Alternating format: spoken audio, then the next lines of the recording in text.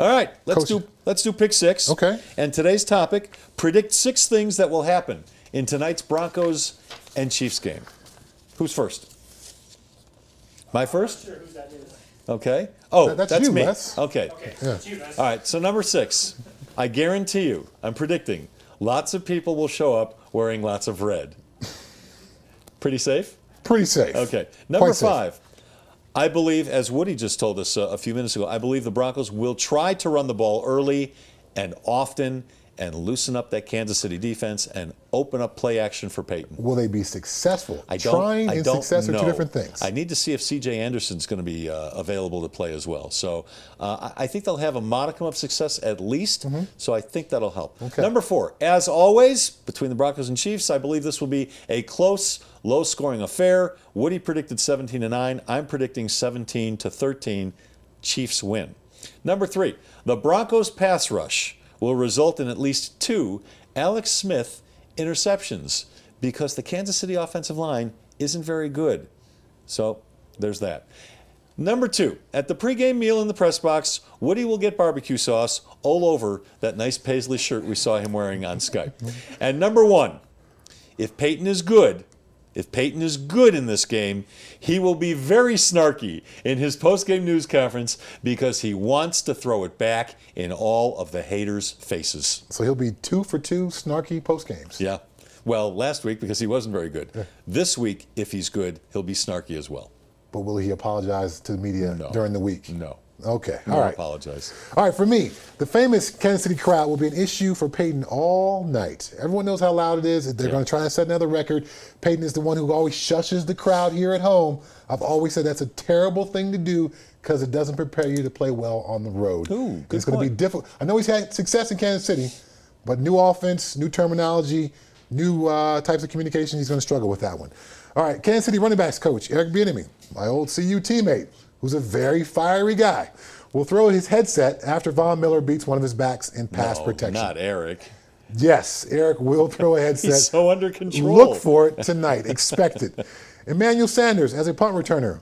It will not go well. Why not? That's not what he does. That's a full-time position for most NFL teams to have a part-time guy doing it. Even as excellent as an athlete he is, it just leaves issues out there. Something's going to happen. You're not predicting an injury, are you? I'm not predicting. Well, injury, muff punts, going the wrong way, losing yards, something bad will happen. I don't care if he only has 5 yards of punt return. I just don't want to see him get hurt. I certainly will never predict a player to be hurt, but if you have a part-time guy doing that, you're going to have part-time success, which means you have part-time failure. It will not go well. All right, Brandon McManus will continue to be the Broncos' most consistent offensive weapon. To Woody's point, he's got kicking the 3 field goals tonight. Yeah. I see somewhere between 3 and 4 field goals for McManus tonight. I haven't gotten a final score yet. All right, Sylvester Williams, Brandon Marshall, and Danny Trevathan will be tested early by the KC running game and will withstand the test. Jamal Charles is very good, but I think those guys will be good enough where they will have some success, but they won't be, 150 yards rushing for Kansas City. All right, the lack of high-quality football will continue to make fans hate Thursday night football, as everyone does. Short weeks, it's impossible I'm not wild about it. correct the mistakes from last week. We'll see some of those same mistakes we saw from both teams here in week 2 that we saw in week 1, and fans will walk away disappointed with the product on the field. Yeah, I think not only is it unfair to the fans, I really think it's unfair to the players. I really do. I mean, I played 2-minute warning. Yeah. Tell me, especially when you got it later in your career, how long did it take you to recover from a Sunday game before you started feeling good again? Friday.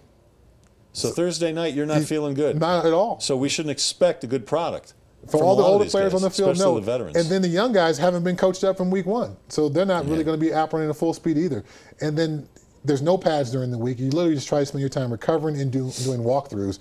So it's probably the poorest played team for each season. Each season will be the Thursday night game. Yeah, that's one reason I'm predicting a low-scoring game again. And it also doesn't give the Broncos a whole lot of time to work out the kinks in the offense. Right. And to get the offensive lines act together. So Woody said 17-9, Chiefs. I said Chiefs 17-13. I'll go Chiefs 21-17. Wow. We haven't predicted Broncos losses around here a whole lot over the last 3 years. So it sounds kind of odd, doesn't it? It does. And, I still think the Broncos will be a playoff team. They'll be a good team. Yeah. But this early part of the season is going to be shaky just because of trying to get things fixed on the offensive side of the ball. All right. Hey, thanks.